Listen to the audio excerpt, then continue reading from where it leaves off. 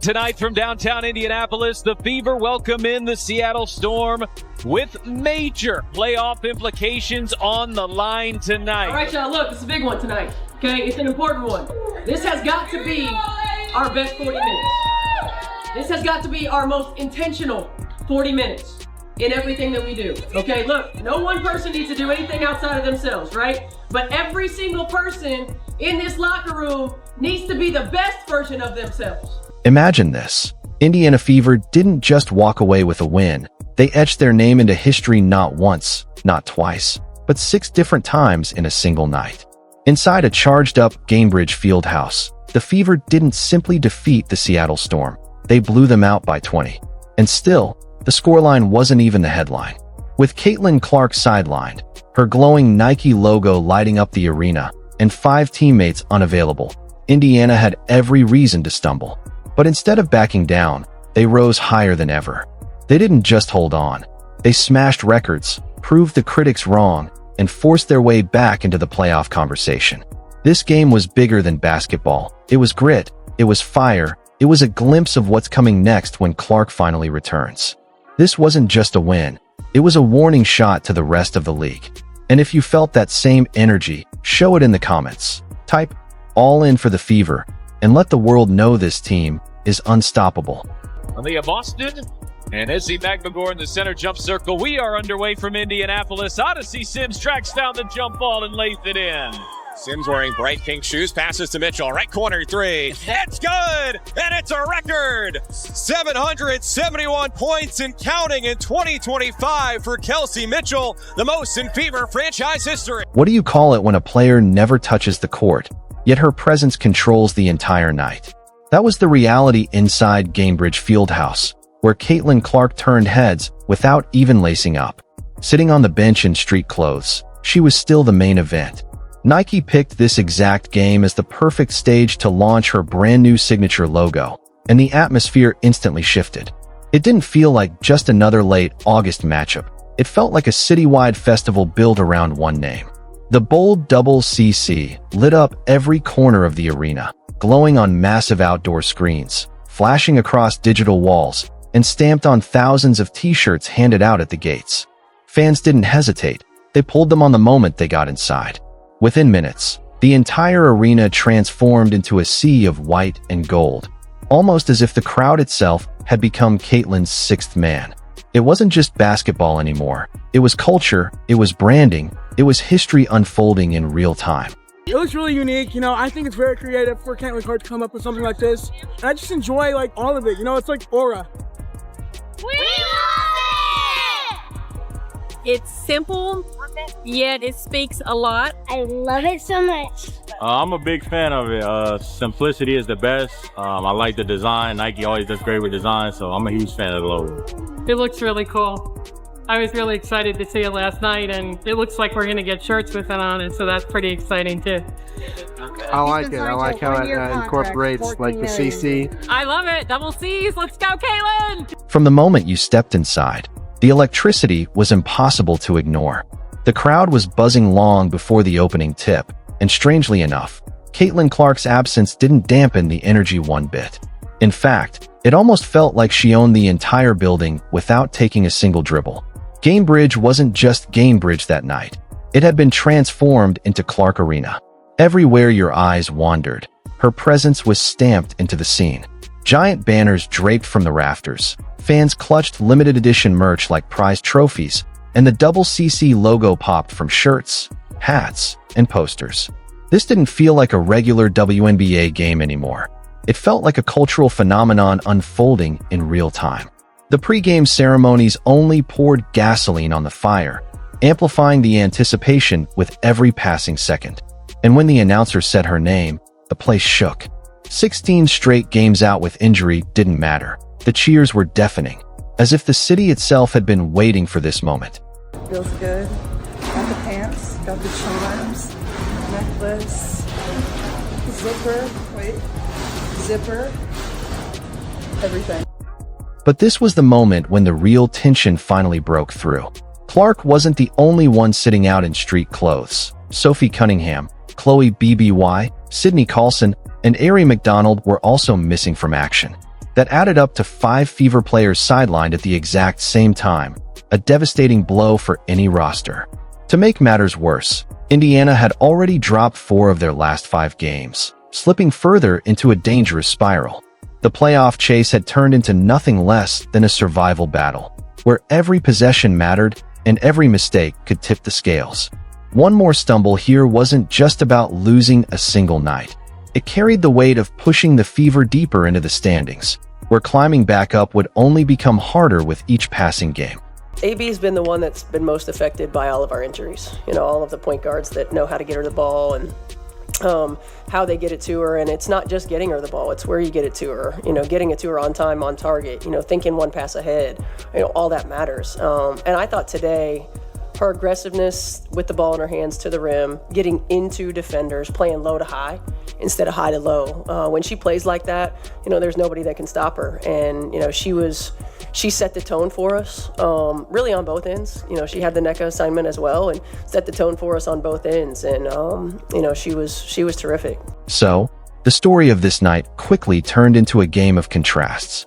Off the court, Indiana turned everything into a spectacle, shining the spotlight on their superstar and giving fans a show built around her presence. Yet once the ball was tipped, the reality looked very different. On the hardwood, they were left with a roster stitched together by absences, forced to confront the challenge of slowing down a surging Storm team that showed no signs of letting up. Coach Stephanie White didn't sugarcoat it either. Before tip-off, she admitted Indiana had to approach this matchup with a playoff mindset, as if every single possession could determine their season's fate.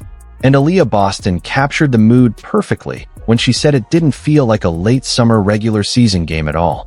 To her, the energy, the intensity, and the weight of the moment made the arena feel like May basketball, not August. It's special. I mean, you know, there's very few people who get the opportunity to say that they have a logo and to make the impact that she makes, not just, I think, in the sport, but globally, just by being who she is. She's a connector. She brings people together. And, you know, I think for us to be a part of that, and whether it's, you know, as simple as being able to celebrate all of these things with her, or, you know, as much as walking out into the arena and seeing the whiteout on the chairs out there, it's really cool. And it's really special and shoot, I'm talking about it right now and just feeling the intense gratitude for me personally, being in women's basketball, to be able to be a part of this moment and to celebrate with her. That kind of pressure meant the players couldn't just stroll in and go through the motions. It demanded more. The unusual mix of celebration off the court and urgency on it raised the intensity to another level. And in a surprising twist, while the glowing CC letters lit up the arena walls, it wasn't Clark, but another Fever hand that caught fire on the scoreboard. Indiana came out blazing, punching first and never looking back, hitting over 20 points in every quarter and setting a relentless tone that Seattle simply couldn't match. The Fever never trailed, not for a single possession. By the final buzzer, the scoreboard screamed 95-75, a decisive statement rather than just a win. The victory didn't only spark cheers inside Gainbridge Fieldhouse. It lifted Indiana back into the 6th seed, a major climb after starting the night in 8th. Fans had arrived wearing Clark's logo on their shirts, but they left buzzing about an entire roster that rose to the moment and turned it into dominance. And from there, the story shifted toward grit, toughness, and the kind of resilience that defines playoff basketball. And Gabby Williams were slow to get up after a collision underneath the basket. Here's what happened. Oh, that is a major collision for the two of them. They both knock heads. It took them both some time to get to their feet. What defines the true turning point in a season? It's often the moment when a team could have broken apart under the weight of injuries, but somehow refused to fold. In this game, you didn't have to wait long to feel that test arrive. Just minutes into the opening quarter, the energy inside the arena snapped into silence. Lexi Hull and Gabby Williams went crashing into each other, heads colliding violently as both dove with reckless determination for a loose ball. The thud echoed through the building, followed by the sharp intake of breath from thousands of fans. Then came the sight no one wanted to see. Hull staggering off the floor, a massive knot already swelling across her forehead. The celebration and electricity that had filled the building only minutes earlier instantly shifted into a tense, uneasy quiet. For Indiana, the reality hit hard. With 5 players already sidelined, the possibility of losing Hull in that moment wasn't just unfortunate. It felt devastating, almost crushing to the spirit of the team. Lexi Hull gets hit in the head there at the beginning of the game, comes back in. If you could just speak to her toughness and what it meant seeing her fight through what sure was not very pleasant. I feel like Lexi's a definition of tough. Yes. I think when you just think of her as a player, the way that she hustles, she likes to get loose balls, extra offensive possessions. That's what she does. I mean, she got hit, she came back and just continued to contribute again. Was a pest on defense, just making her presence felt, offensive rebounds, and that's just who Lexi is. So. But not even 10 minutes later, the arena erupted all over again. Hull checked back into the game, the swelling on her forehead still visible for everyone to see. And in that instant, the entire energy inside Gainbridge flipped on its head. Her toughness didn't just inspire, it set the tone for the rest of the night. After the game, Aaliyah Boston summed it up perfectly, saying, "Hull is the definition of tough, and you could see exactly why tonight." Coach Stephanie White took it a step further, blasting the collision as disgusting, but making sure to emphasize Hull's grit. And in classic fashion, Hull herself brushed it all aside, downplaying the injury with a smile. She even laughed later when she said everyone had been telling her she looked beautiful with the giant lump on her forehead. That kind of fearless willingness to keep going, to refuse to be shaken, resonated through the entire roster. It wasn't just one player's comeback, it was a rallying cry. It gave the Fever the emotional spark they desperately needed, the kind of fire that turns a regular season win into a statement about identity and resilience. That was disgusting. I don't know if y'all saw it, but I mean, it's who she is. She's just a tough young woman who battles every possession, and you can never tell if Lexi if she's hurt, if she's injured, if she goes down, if she gets back up. She just always has the same expression, and she just plays her butt off. And I'm thankful that it wasn't worse, and thankful that she was able to come back. But she really kind of epitomizes the toughness and the grit of this team. What Hull's return sparked was nothing less than a complete transformation in how Indiana approached the game. From that point forward, they began to control every single possession with purpose and aggression. The rebounding battle, once up for grabs, turned into a one-sided landslide, 42-22, driven by Hull's relentless energy on the glass as she hauled in 9 boards, working in lockstep with Aaliyah Boston and Aerial Powers. And if you wanted proof of dominance in the paint, Boston delivered it with authority. She put up 27 points on an efficient 10 of 18 shooting night, carving up Seattle's defense with a physical presence they simply had no answer for. Every time she touched the ball, it looked like a mismatch. Every possession carried the weight of a message that Indiana wasn't going to be the team playing scared or backing down. Instead, they were dictating terms, flexing their strength, and making it crystal clear that this night belonged to them. Williams drive, passes, Breezy with a block. She swats Malunga. Fever in transition, left to right. Powers at the right elbow. Backing down Diggins, passes left wing. Kelsey fires, got it. The defense to offense, and the Fever lead by 10. It's 22-12 with 2 minutes to go in the first quarter. Odyssey Sims knocks down a 3. At the same time, Kelsey Mitchell and Odyssey Sims lit up the perimeter with relentless firepower. Mitchell was everywhere, slicing through screens, darting on backdoor cuts, and creating angles that left defenders chasing shadows. Even Storm veteran Nneka Agwamike admitted afterward that Mitchell was the head of the snake they simply couldn't contain. Sims, meanwhile, made sure the spotlight wasn't shared quietly. She not only dropped 22 points, but also delivered one of the most jaw-dropping moments of the night. A contested, off-balance bank shot from nearly 35 feet out, the kind of wild heat-check play that makes a crowd completely lose its mind. Together, Boston, Mitchell, and Sims became a three-headed storm of their own, each crossing the 20-point mark while relentlessly pressuring Seattle on both ends of the floor. It wasn't just offense, It was suffocating defense, hustle in transition, and the kind of synergy that turned the Fever into a flat-out, unstoppable force. Kelsey pick and roll, and DD lays it in. Lexi left wing, rise and fire. Yes! Howard skip pass, AB, watch three, right side. Book it. Mitchell sees two. There's Boston. Front row into the race. They didn't get a good look, and it's Boston to Mitchell. That wraps up the first half. The Fever lead the Storms 50-39. And here's what made it truly rare. This wasn't about one hot half or a single explosive run. Indiana sustained it from start to finish, scoring at least 21 points in every quarter while locking Seattle down to fewer than 20 in each frame. It was balance, it was consistency, and it was the relentless three-headed attack that swept the Storm completely off the floor. For a team that had stumbled through weeks of frustrating ups and downs, this felt like their cleanest, most disciplined four-quarter performance of the entire season. But what elevated it from impressive to historic wasn't just the final margin on the scoreboard. Hidden inside this victory were individual performances and stat lines that tore through the Fever's record books. Milestones stacked on top of each other until the list grew longer than anyone could have imagined. Boston gets the bounce. And it's Howard to Boston.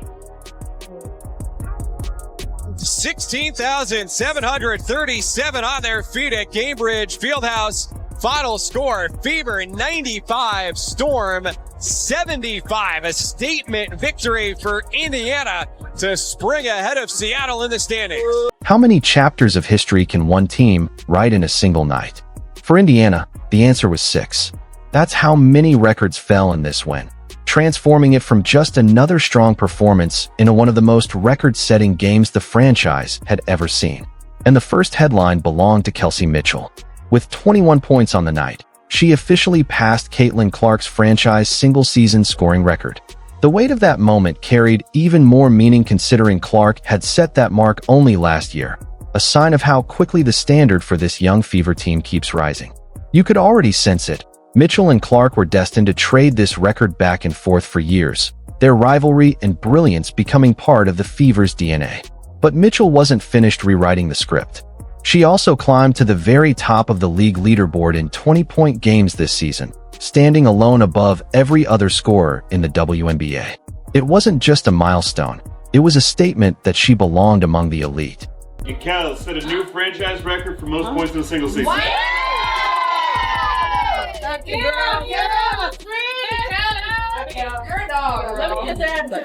As Agu McKay gets it to go.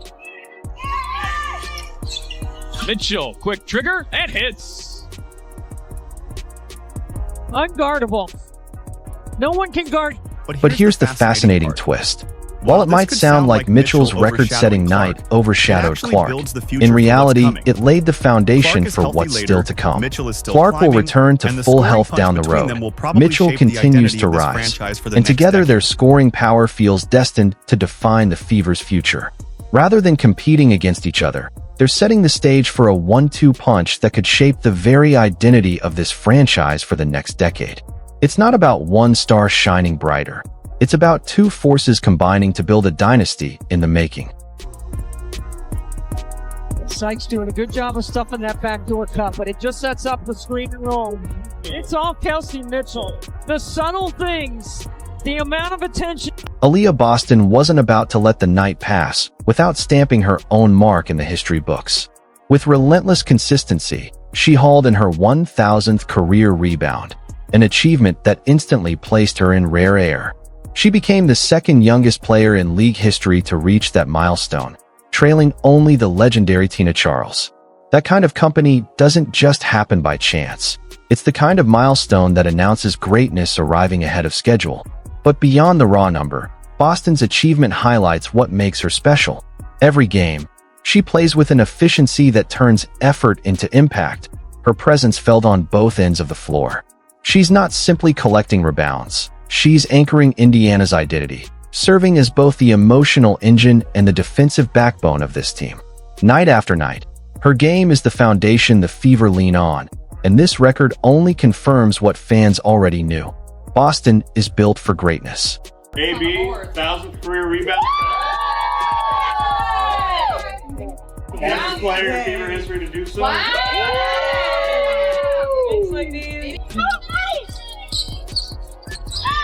And good hands there by Aaliyah. Boston just wrestles it away from Agumake. And here is Mitchell. Usually you'd have a 2-for-1 right here if you had Caitlin Clark on the floor, but without Caitlin Clark, you really need to get a good look. They do get a good look, and it's Boston to Mitchell. Here is Boston going at the rookie. Boston using her strength to get to the rim. That 1-4 dribble puts the shot blocker inside the cylinder of the rim. And as if one milestone weren't enough, Boston went ahead and added a second to her resume. She became the second fastest player in WNBA history to record 1,000 rebounds and 350 assists, with only the legendary Candace Parker reaching that mark quicker. Just pause on that for a moment. Two names, Parker and Boston, standing alone in that rare category. That comparison alone carries weight, because it highlights more than just production. It speaks to Boston's unique versatility, the way she marries vision and playmaking with her bruising dominance in the paint. She isn't confined to being just a rebounder or a scorer. She's a complete floor general in the front court, someone who impacts the game in every possible dimension. For a player still so early in her career, landing in the same sentence as Candace Parker is less about statistics and more about a promise of greatness unfolding in real time.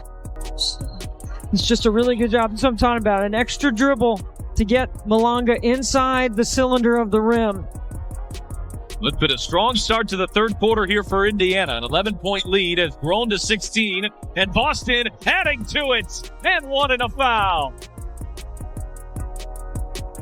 Screen and roll, and a good seal. I say this. Meanwhile, Odyssey Sims proved exactly why her addition to the team has been far more than just depth. She became the second fastest player in franchise history to reach 50 points and 25 assists, a feat achieved only faster by none other than Caitlin Clark. That performance instantly put Sims in the same conversation as the Fever's star, signaling that she isn't just filling in. She's making an immediate, tangible difference. In Clark's absence, Sims has stepped up in every way, showing poise, leadership, and the kind of playmaking that keeps the team competitive. Her impact isn't measured merely in points or assists. It's in how she shifts momentum, energizes teammates, and proves that the Fever have multiple weapons capable of carrying the team Aaliyah on Boston, any given night. And Izzy Magbagor in the center jump circle. We are underway from Indianapolis. Odyssey Sims tracks down the jump ball and lays it in. Here is Sims, one of those newcomers, slicing through the defense and gets to the rim. I love the vertical game of the Fever right now. In this building, 2007, finished third all-time points scored. IHSA basketball history on the girls' side as Odyssey Sims knocks down a three. And then, as if the night hadn't already etched itself into history, one more layer was added. Boston, Mitchell, and Sims each scored 20 or more points, and each did it in under 30 minutes of play. That level of efficiency and dominance is so rare it has only occurred 6 times in WNBA history. This wasn't a team merely scraping together a win. This was a team showing off true offensive depth, balance, and firepower. And it raises a tantalizing question. What happens when Caitlin Clark returns to join this already unstoppable trio? Because if a shorthanded Fever squad can break 6 franchise and league records in a single night, it's clear the ceiling for this team hasn't even come close to being tested yet. The future is wide open, and the potential for dominance feels limitless. Really great stuff. That's the most complete game we put together in a long time. We made more free throws than they attempted. Yo, hey, that is a difference maker for us, and that will be a difference maker for us. 22 assists on 36 made field goals. Total team effort. AB, 1,000th career rebound. Youngest player in Fever history to do so. And Kel set a new franchise record for most points in a single season.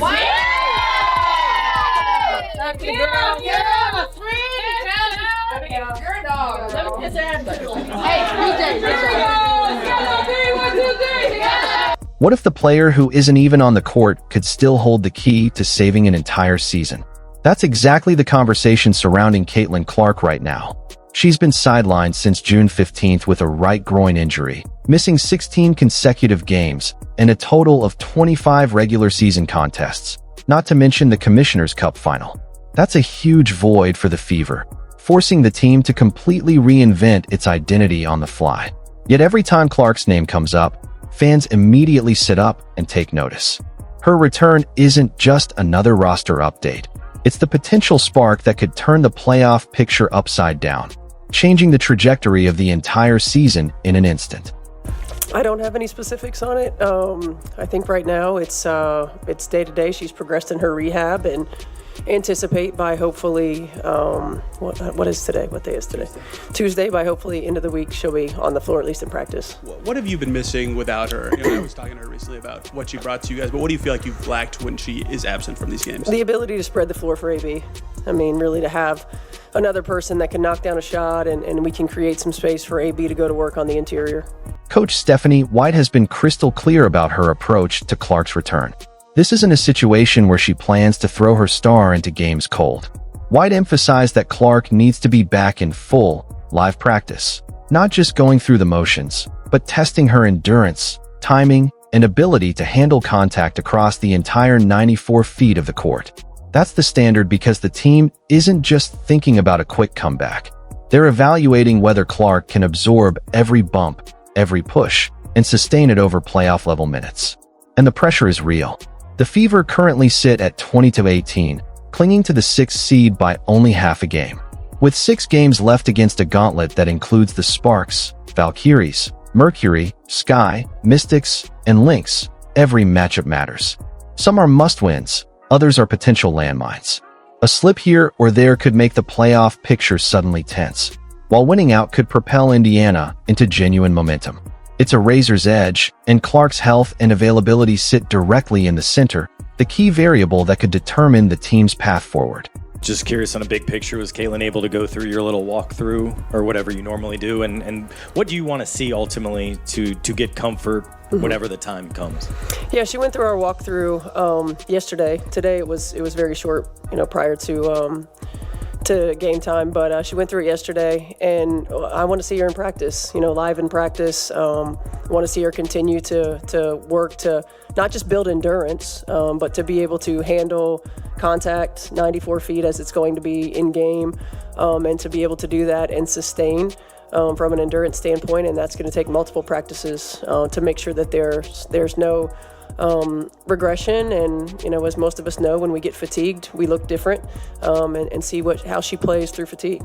So what exactly does Caitlin Clark bring back? Last season already told the story. She set the Fever's single-season scoring record in her very first year. Now, Kelsey Mitchell has just surpassed that mark in Clark's absence. Imagine pairing Clark's limitless shooting range with Mitchell's sharp slashing and Boston's commanding inside presence. Add Odyssey Sims' veteran playmaking and Lexi Hull's lockdown defense, and you're not just looking at a playoff hopeful. You're looking at a team capable of giving every opponent a full-blown matchup nightmare. But here's where it gets tricky. Coach Stephanie White pointed out that the concern isn't just when Clark returns, but how ready she'll be. Endurance, conditioning, physicality, it all matters in determining whether she can instantly elevate her teammates or if she'll need to ease back in. The domino effect of her comeback would be immediate. Boston would get more open looks inside. Mitchell would have another elite creator alongside her, and defenses would be stretched so thin that players like Hull and BBY could thrive in open space. The bigger question, though, is whether Clark can return healthy enough to transform this team from clinging to a playoff spot into a contender nobody wants to face. Her comeback wouldn't just be about one player. It would be about turning this Fever roster's enormous potential into championship-level reality. And when you look back at the night Indiana broke 6 records without her, it becomes impossible to ignore. This might only be a preview of what happens when the Fever are finally at full strength. This win wasn't just about the scoreboard. It delivered something far more lasting. It gave Indiana an identity built on toughness, depth, and the belief that even without their star, they can dominate. 6 records in one night prove this roster isn't waiting for tomorrow. they're already making history today. Now, picture what happens once Caitlin Clark steps back onto the floor. Add her scoring, her vision, and her leadership to Boston, Mitchell, Sims, Hull, and the rest. That's a group built not just for 2025, but for the seasons to come. With Clark's return on the horizon, the records we've seen may only be the beginning of a dynasty in the making. If you're fired up about what's coming next for the Fever, drop a comment saying, "Fired up for the Fever." Smash that like button, hit subscribe, and turn on all notifications so you never miss a moment of this historic journey. And don't stop here. Click the video on the screen to see more highlights, analysis, and stories from the WNBA. Join us and witness the Fever's rise in real time.